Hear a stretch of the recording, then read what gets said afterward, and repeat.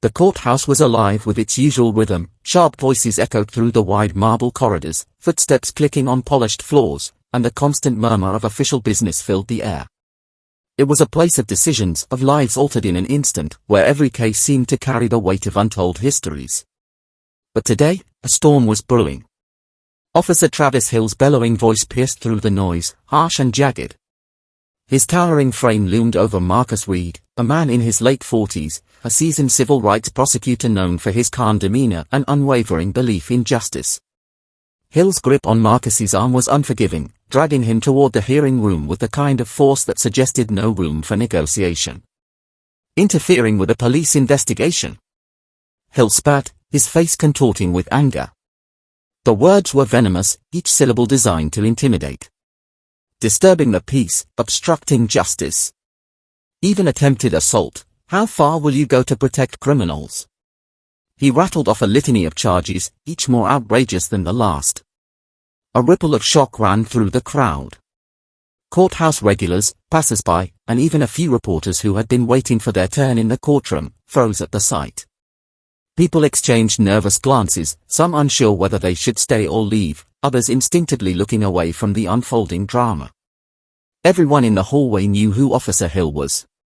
He was feared, infamous, even, for his aggressive tactics and brutal methods. But Marcus, despite the tension in the air and Hill's powerful grip, didn't flinch. His dark eyes remained calm, almost detached, as he met the gaze of the onlookers. There was no trace of fear in him, just an unmistakable quiet strength. He was the kind of man who didn't raise his voice but spoke with a weight that could silence a room. His posture was upright, his expression even as the world around him seemed to crackle with uncertainty. To the casual observer, it might have seemed like he was simply biding his time, resigned to the inevitable. But to those who looked closer, there was an undeniable message in his gaze: this wasn't over. It had only just begun. The building itself seemed to hold its breath. With every step they took toward the hearing room, the air thickened with anticipation, as if the walls knew that today, something deeper than a simple confrontation was about to unfold. Earlier that day, the sun hung high in the sky, casting long shadows over the city. Marcus Reed walked through the streets, moving with the steady rhythm of someone who had learned the value of patience. His suit jacket was slung over his arm, a manila folder tucked securely in his hand, a reminder of the day's appointments and duties. The oppressive summer heat clung to him, but he didn't rush. He was used to the weight of time, to the patience required when waiting for justice. He had just left a small pharmacy near the corner of the block, his prescription filled, when a sudden cry caught his attention. It was a sharp, desperate sound that cut through the usual noise of the city, a sound of someone in genuine distress. Turning toward the source of the cry, he saw an elderly man, frail and shaking, standing near the parking lot of a grocery store. The man was patting his pockets repeatedly, his eyes wide with panic. "My wallet, it's gone. I've lost my wallet." His voice cracked with the kind of fear that comes only with the loss of something vital, something irreplaceable. Marcus felt a tug at his chest, a brief but powerful impulse to help. He scanned the area quickly, assessing the situation. And then, his eyes fell on a crumpled newspaper by a nearby lamppost. Beneath it, the edge of a leather wallet peeked out. Without hesitation, Marcus walked over, crouched down, and retrieved the wallet, offering it to the elderly man. "Here it is," Marcus said softly. "Found it right here."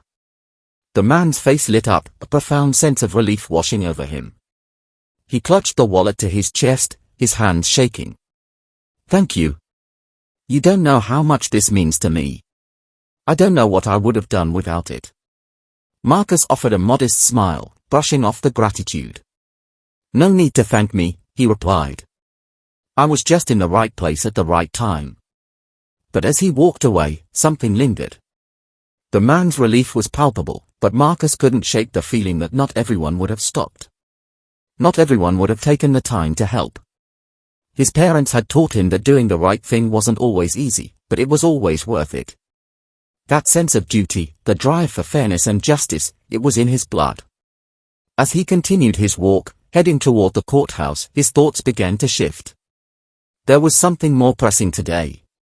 Something bigger. The courthouse loomed ahead, its imposing white columns casting long shadows over the stone steps. Marcus paused at the base of the stairs, his gaze lingering on the structure. To some, it was a symbol of justice. To others, it was a reminder of how elusive justice could be. For Marcus, it had always been both, a place where the ideals of fairness were weighed against the reality of corruption, of power misused and abused. As he ascended the stairs, lost in his thoughts, a commotion near the entrance snapped him back to the present. Marcus's eyes fell on Officer Travis Hill, who was standing over a black teenager, a boy no older than 16, his hands trembling, eyes downcast, frozen in fear. Hill's voice was loud, harsh, accusatory. He was shouting at the boy, accusing him of loitering. The teenager's hands shook as he fumbled nervously with his jacket. He glanced up, but only briefly, before lowering his gaze again, intimidated by the towering figure of Hill. Marcus's steps quickened, a sense of unease tightening in his chest. He could see the boy was scared, paralyzed by Hill's relentless voice and condescending tone. And something about it stirred an old, familiar anger deep within Marcus. The kind of anger that he had learned to keep under control, the kind that now burned with a quiet fury. Without thinking, Marcus approached. His voice was steady, but firm as he addressed Hill. "Excuse me, officer," he said, his eyes never leaving the man. "Is there a problem here?" Hill's gaze shifted, narrowing as he took in the interruption. His lip curled into a sneer. "Stay out of this," Hill barked, his voice laced with the kind of arrogance that only someone with power could possess. "This kid has no business here." Marcus didn't flinch. He stood tall, unwavering. "It's a public building, isn't it?" he countered, raising an eyebrow. "Anyone can be here. The question is, what gives you the right to harass him?" Hill's sneer deepened. "You people always think you can question authority." A cold, simmering anger stirred in Marcus's chest, but he kept his voice even. "I'm not questioning authority," he said, each word slow and deliberate. "I'm questioning abuse of it." The boy seized the distraction and slipped away, disappearing into the growing crowd on the steps. Hill's face turned red with fury as his eyes locked on Marcus. "You want to interfere?" Hill growled, his fingers tightening painfully around Marcus's arm. "Fine. You can explain yourself in court." Without another word, Hill yanked Marcus toward the courthouse doors, the onlookers frozen in shocked silence. The sound of Marcus's footsteps echoed in the hallway, their sharpness belying the tension that had just exploded on the courthouse steps. Inside the courtroom, the tension was thick. Spectators packed the benches, their whispers carrying the weight of judgment. Hill wasted no time launching into his accusations, his voice loud and confident as he rattled off a string of fabricated charges. "Obstruction of justice," Hill bellowed, pointing a finger at Marcus. "Disturbing the peace. Even attempted assault." Marcus stood quietly, his arms folded, his expression unreadable. He said nothing as Hill's words filled the room, each one designed to tarnish Marcus's character, each one more absurd than the last. The spectators shifted uneasily, their eyes darting from Hill to Marcus. The air grew thick with disbelief. Judge Malcolm Hawthorne, an elderly man with a stern but fair demeanor, entered the room. His eyes flicked over the proceedings, assessing the situation with practiced ease. He nodded curtly and took his seat, his gaze sharp and unyielding. "Officer Hill," Judge Hawthorne said, his voice measured, "please elaborate on how Mr. Reed posed a threat." Hill straightened, puffing out his chest. He launched into a detailed but entirely fabricated account of the incident. Every word was designed to paint Marcus as the aggressor. Marcus listened in silence, the lies washing over him like water off a duck's back. He didn't need to respond, didn't need to get caught in Hill's web. Just as Hill seemed ready to double down on his false narrative, the courtroom doors suddenly swung open. A courthouse official entered hurriedly, carrying a folder. He handed it to Judge Hawthorne, who glanced at it quickly, his eyes narrowing as he processed the information. For the briefest moment, his expression flickered with surprise. "We'll take a recess," Judge Hawthorne declared, his voice commanding. "Court will reconvene in 15 minutes. The room buzzed with whispers, the crowd's curiosity growing louder. Hill's smug grin faltered, a bead of sweat forming on his brow. Meanwhile, Marcus remained unmoved, his quiet confidence unshaken. Whatever had just been handed to the judge, it was clear that things had just taken an unexpected turn. When court reconvened, the atmosphere was electric. The silence was palpable, every person in the room holding their breath. Judge Hawthorne addressed Hill directly.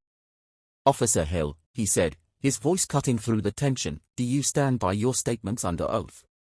Hill's once confident tone wavered, but he still replied, "Absolutely." The judge turned his gaze to Marcus. "Mr. Reed, you may speak." Marcus stepped forward, every inch the man of calm determination. He reached into his jacket and produced a small, gleaming gold badge. His voice rang clear and steady. "I am Marcus Reed," he began, "Regional Civil Rights Prosecutor." His words echoed in the room, the weight of them sinking into the silence. "I oversee investigations into civil rights abuses and police misconduct. Officer Hill's actions today weren't just improper, they were illegal." The courtroom fell still. Hill's face drained of color as the truth settled like a heavy weight around him. The judge glanced down at the paperwork in front of him, his eyes narrowing. "Charges against Mr. Reed are dismissed," Judge Hawthorne declared, his voice resolute. The room erupted into stunned applause, the energy in the air crackling with disbelief and triumph.